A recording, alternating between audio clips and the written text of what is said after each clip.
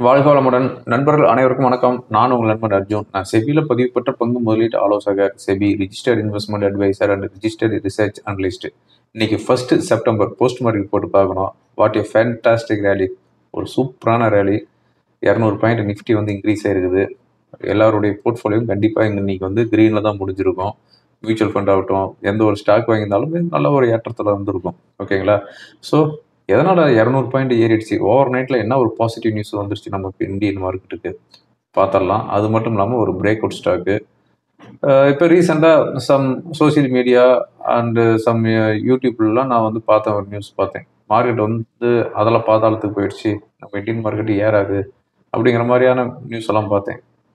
ரியலாகவே நம்ம மார்க்கெட் வந்து அதெல்லாம் பாதாளத்தில் தான் இருக்குதா? அதை பற்றி ஒரு கிளான்ஸ் பார்க்கணும். ஓகேங்களா? ஏன்னா பேனிக் பண்ணக்கூடாது இல்லை, அதனால் வந்து அந்த நியூஸ் எல்லாமே பார்த்துடலாம். எங்கேயும் ஸ்கிப் பண்ணால் பாருங்கள், இந்த வீடியோ உங்களுக்கு கண்டிப்பாக யூஸ்ஃபுல்லாக இருக்கும். இதுவரையும் என்னுடைய யூடியூப் சேனல் சப்ஸ்கிரைப் பண்ணல அப்படின்னா சப்ஸ்கிரைப் பண்ணிட்டு பாருங்கள். ஓகே, இன்னைக்கு வந்து யூஎஸ் மார்க்கெட் வந்து ஹாலிடே. இன்னைக்கு மார்னிங் ஏசியன் மார்க்கெட் பார்க்கும்போது ஜாப்பனீஸ் நிக்கி 1.25% டவுன் இருந்துச்சு. ஹேங்சங் இண்டெக்ஸ் 2% ஹையில் இருந்துச்சு அண்ட் ஷாங்காய் இண்டெக்ஸ் 0.5% ஹையில் இருந்துச்சு. நம்ம gift Nifty nearly 100 points nearly வந்து ஹையில் தான் இண்டிகேட் பண்ணிட்டு இருந்துச்சு. அதே மாதிரி தான் ஓப்பன் ஆச்சு. 24,550 அரௌண்டில் ஓப்பன் ஆகிட்டு ஒரு நல்ல ஒரு ரேலி. 24,600க்கு மேலே வந்து நம்ம நிஃப்டி வந்து இன்றைக்கி க்ளோஸ் ஆகிருக்குது 200 பாயிண்ட்ஸு. அதே மாதிரி சென்செக்ஸும் வந்து 80,350 வந்து செட்டில் ஆகிருக்குது 0.7%. ஓகேங்களா? அதாவது லாஸ்ட் வீக் வந்து நம்ம இண்டெக்ஸ் வந்து நிஃப்டி அண்ட் சென்செக்ஸ் ரெண்டு இண்டெக்ஸுமே வந்து 1.85% நியர்லி வந்து டவுன் ஆயிடுச்சு. பட் இன்னைக்கு வந்து 0.75% நியர்லி வந்து இன்க்ரீஸ் ஆயிடுச்சுன்னு வச்சுக்கோங்களேன். ஓகே, ப்ராடர் இண்டீசஸை பொறுத்தவரையும் மிட் அண்ட் ஸ்மால் கேப் 2% ஹையில் க்ளோஸ் ஆயிருக்குது. எல்லா செக்டாருமே நீங்கள் வந்து ஹையில் தான் க்ளோஸ் ஆயிருக்குது. ஓகே, போஸ்ட் மார்க்கெட் போட்டு வந்து ஷார்ட்டாக முடிச்சுக்கிட்டேன். எதனால் நம்ம மார்க்கெட் வந்து இன்னைக்கு 200 பாயிண்ட்ஸ் இன்க்ரீஸ் ஆயிருக்குது அப்படின்னு பார்த்தோம் அப்படின்னா, நான் வீக்லி அனலைசிஸ் ரிப்போர்ட்டில் சொன்னது தான். அதாவது ஒரு பிக் பாசிட்டிவ் நியூஸ் வந்திருக்குது அப்படின்னு சொன்னேன். லாஸ்ட் ஃப்ரைடே என்னுடைய டெலிகிராம் சேனலில் கூட அப்டேட் பண்ணியிருந்தேன். அதாவது இந்தியாவுடைய ஜிடிபி 7.8%. ஆக்சுவலாக எக்ஸ்பெக்டேஷன் வந்து 6.8% தான். ஆனால் வந்திருக்கிற டேட்டா 7.8%. ஒரு சூப்பரான ஒரு ஜிடிபி வந்துருக்குது. ஓகேங்களா? ரிசர்வ் பேங்க் ஆஃப் இந்தியாவுடைய ஃபோர்காஸ்டே வந்து 6.5% தான். ஸோ அதுக்கு மேலே நம்மளுடைய ஜிடிபி வந்துருக்குது. அதாவது சின்ராசு சொன்னா அப்படி, நம்ம இந்தியன் எக்கனாமிக் வந்து செத்து போன ஒரு பொருளாதார நாடு அப்படிங்கிற மாதிரி சொன்னார். பட் அவங்களுக்கு வந்து அப்படி பலார்னு அடித்த மாதிரி 7.8% ஜிடிபி வந்துருக்குது. இது வந்து ஒரு பிக் பாசிட்டிவ் நியூஸ். அதுக்கு அடுத்ததாக வந்து வேற என்ன பாசிட்டிவ் நியூஸ் அப்படின்னு பார்த்தோம் அப்படின்னா, நம்ம பிரைம் மினிஸ்டர் இப்போ ரீசெண்டாக ஜப்பானுக்கு போயிட்டு இப்போ வந்து சைனாவில் இருக்கிறாரு. ஓகேங்களா? அதாவது ஷாங்காய் கோஆப்ரேஷன் ஆர்கனைசேஷனுடைய சம்மிட்டில் இருக்கிறாரு. இந்த சம்மிட்டில் வந்து சைனாவுடைய பிரசிடென்ட் அண்டு ரஷ்யாவுடைய பிரசிடெண்ட்டை மீட் பண்ணி பேசியிருக்கிறாரு. இதெல்லாம் ஒரு ஹோப்பு. இன்னைக்கு வந்து காலையிலேருந்து, இன்னைக்கு இல்லை நேற்று இருந்து இந்த வீடியோ ரெக்கார்ட் பண்ணிட்டு இருக்கிற வரையுமே வந்து ப்ளூம்பர்கில் வந்து டாப் நியூஸ் இதுதான். இந்தியா சைனா ரொம்ப கூடிட்டாங்க. இந்தியா சைனா ரெண்டு பேரும் பிரசிடென்ட் பிரைம் மினிஸ்டர் ரெண்டு பேருமே வந்து கட்டி பிடிச்சிட்டு இருக்கிறாங்க. ரஷ்யா பிரசிடென்ட் புட்டின் கூட மோடி வந்து கட்டி பிடிச்சிட்டு இருக்கிறாரு. ஸோ இவங்க எல்லாமே வந்து நெருக்கமாகிட்டு இருக்கிறாங்க அப்படிங்கிற மாதிரியான நியூஸ் தான் வந்து அமெரிக்காவிலேருந்து வெளியே வர்ற ப்ளூம்பர்க்குடைய நியூஸோடைய ஹாட் டாப்பிக்கு. ஸோ இது வந்து ஒரு பிக் பாசிட்டிவ் நியூஸ். நம்ம வந்து அமெரிக்கா நம்பிக்கிட்டே இல்லை அப்படிங்கிறது இதில் வந்து ப்ரூவ் ஆகுது. ஓகேங்களா? அதுக்கடுத்தா வந்து இன்னொரு பிக் பாசிட்டிவ் நியூஸ் என்ன அப்படின்னா, யூஎஸ் கோர்ட் வந்து ட்ரம்ப்போடைய டேரிஃப் வந்து இல்லீகல் அப்படின்னு சொன்னது. ஓகேங்களா? ஸோ இது வந்து ஒரு பெரிய பாசிட்டிவ் நியூஸாக நம்ம வந்து பார்க்கணும். ஏன்னா நமக்கு வந்து 50% டேரிஃப். பட் யூஎஸ் மார்க்கெட் இது வந்து ஒரு நெகட்டிவ் நியூஸ் தான்.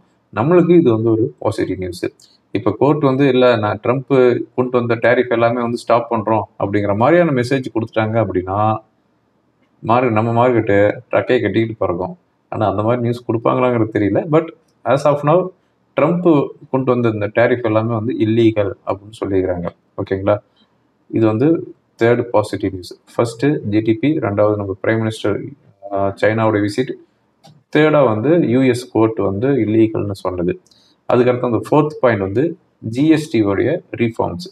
இந்த ஜிஎஸ்டியோடைய ரீஃபார்ம்ஸ் வந்து இப்போ வந்து எல்லாம் நியூஸ் வெளியே வந்துட்டு இருக்குது.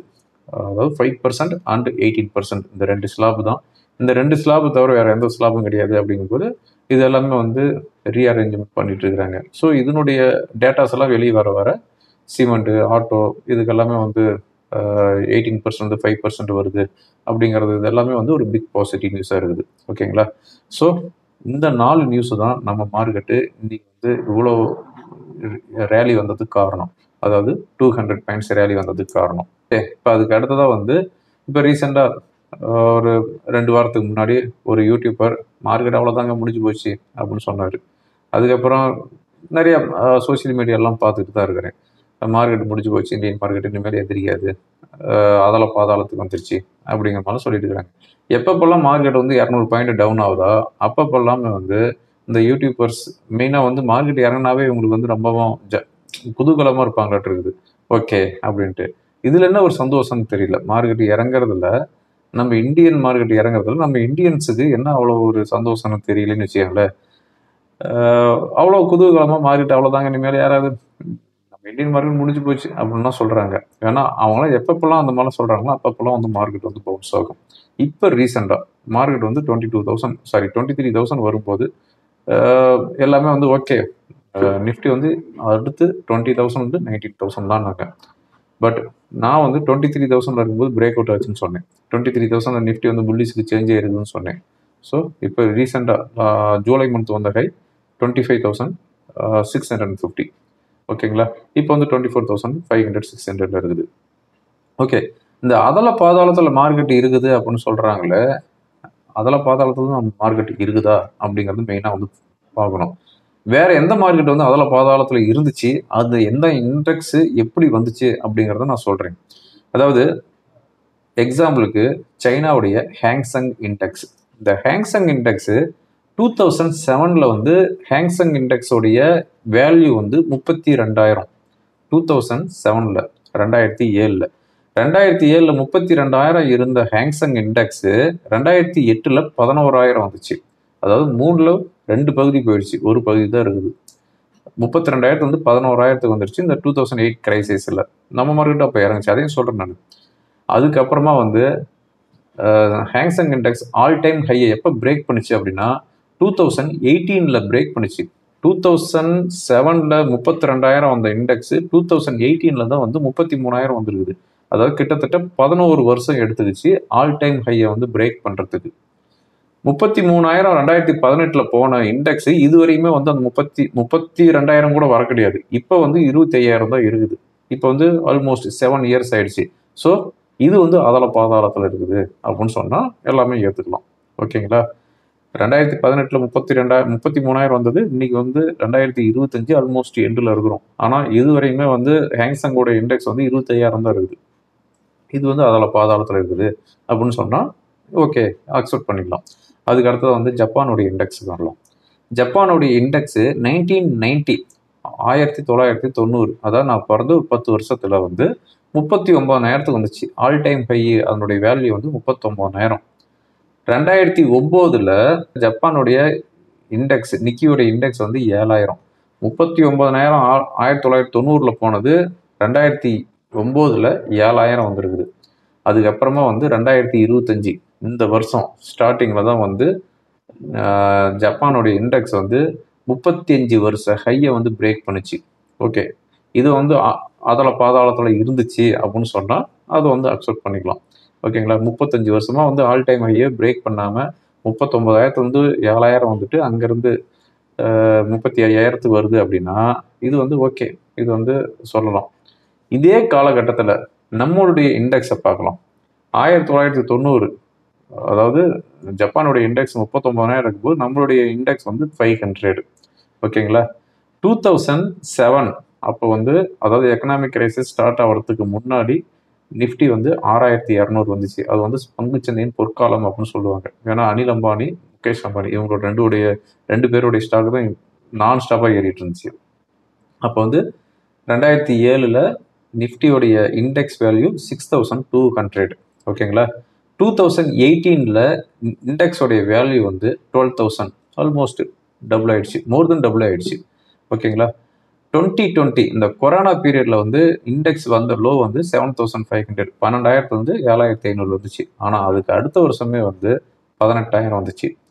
2021 நம்ம நிஃப்டியோடைய வேல்யூ 18,000. இப்போ 2024 செப்டம்பரில் நம்ம இண்டெக்ஸோடைய ஆல் டைம் ஹை 26,270. ஓகேங்களா? இது வந்து அதெல்லாம் பாதாளத்தில் இருக்குதா?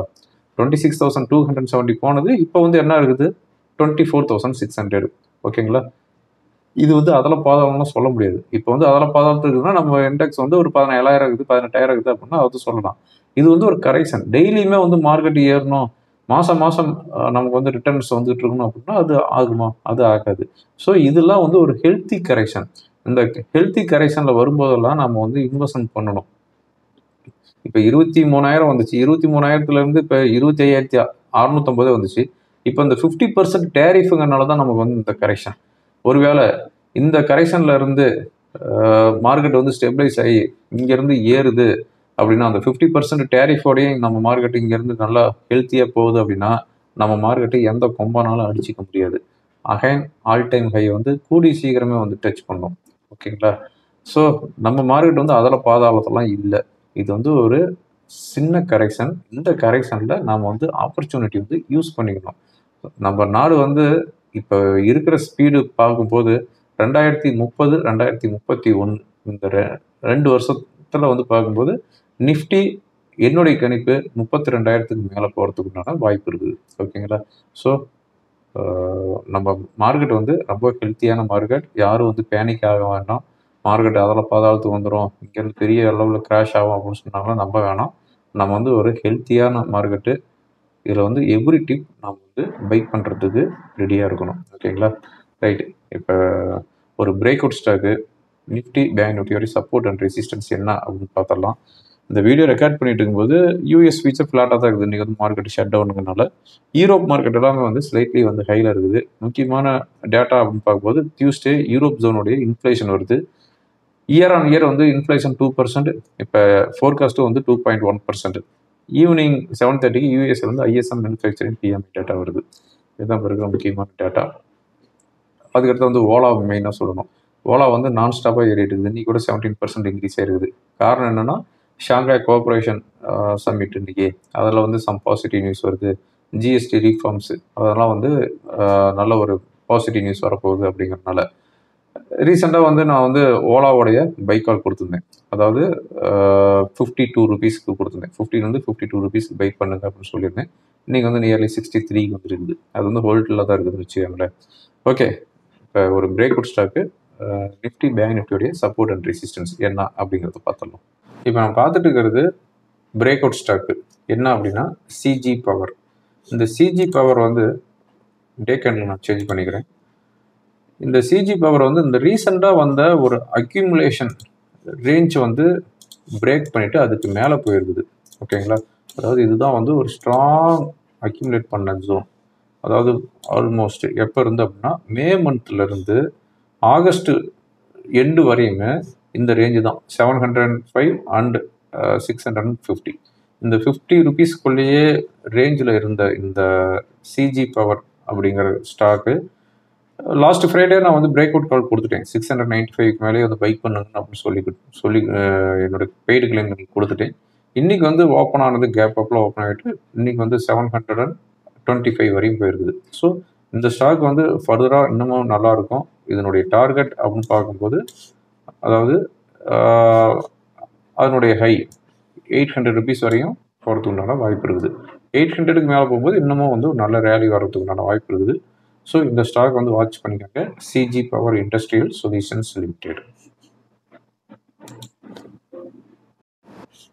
இப்போ நான் பார்த்துட்டு இருக்கிறது நிஃப்டியோடைய ஓப்பன் இன்ட்ரெஸ்ட். நிஃப்டியோட ஓப்பன் இன்ட்ரெஸ்ட்டை பார்க்கும்போது 24,600, 550 அண்ட் 500 புட்டில் வந்து ஓப்பன் இன்ட்ரெஸ்ட் ஹெவியாக இருக்குது. கால் சைடு சொல்லிக்கிற மாதிரி நியர்பை ஓப்பன் இன்ட்ரெஸ்ட் எங்கேயும் இல்லை. ஸோ 24,500ங்கிறது இப்போ இருக்கிற ஒரு சப்போர்ட் மாதிரி இண்டிகேட் பண்ணிட்டு இருக்குது. இன்னைக்கு க்ளோசிங் பேசிஸ் ஓப்பன் இன்ட்ரெஸ்ட். ஓகேங்களா? நிஃப்டி என்ன இண்டிகேட் பண்ணுது அப்படிங்கிறத பார்த்தலாம். அதாவது நான் போட்டிருக்கிற சார்ட் வந்து பாருங்கள்.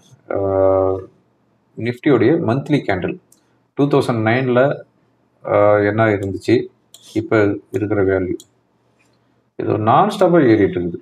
ஓகேங்களா? அதுதான் நான் போட்டு செக் பண்ணிட்டு இருந்தேன். இது வந்து நான் சேஞ்ச் பண்ணிக்கிறேன்.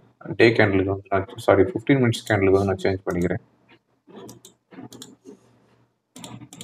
ஓகே, இப்போ நிஃப்டியோடைய ரெசிஸ்டன்ஸ் அப்படின்னு பார்த்தோம் அப்படின்னா லாஸ்ட் தேர்ஸ்டே வந்த ஹை 24,680ங்கிறது இப்போ இருக்கிற ஒரு ரெசிஸ்டன்ஸ்.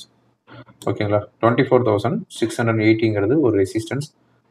680க்கு மேலே சஸ்டெயின் ஆகிட்டு இருந்தால் 720 வரைக்கும் போகிறதுக்கான வாய்ப்பு இருக்குது. நெக்ஸ்ட் 40 பாயிண்ட்ஸ்லேயே வந்து ரெசிஸ்டன்ஸ் இருக்குது. ஒருவேளை 740க்கு மேலே 720க்கு மேலே சஸ்டெயின் ஆகிட்டு இருந்துச்சு அப்படின்னா 800 வரைக்கும் போகிறதுக்குண்டான பாசிபிலிட்டிஸ் இருக்குது. இப்போ இருக்கிற சப்போர்ட் அப்படின்னு பார்க்கும்போது 24,580 தென் 24,530. மேஜர் சப்போர்ட் அப்படின்னு பார்த்தோம் அப்படின்னா 24,500. ஓகேங்களா, பேங்க் நிஃப்டி என்ன இண்டிகேட் பண்ணுது அப்படின்னு பார்த்தோம் அப்படின்னா இப்போ இருக்கிற ரெசிஸ்டன்ஸ் அப்படின்னு பார்க்கும்போது இதுதான், அதாவது 54,100ங்கிறது ரெசிஸ்டன்ஸ். 54,100க்கு மேலே சஸ்டெயின் ஆகிட்டு இருந்தால் 54,300.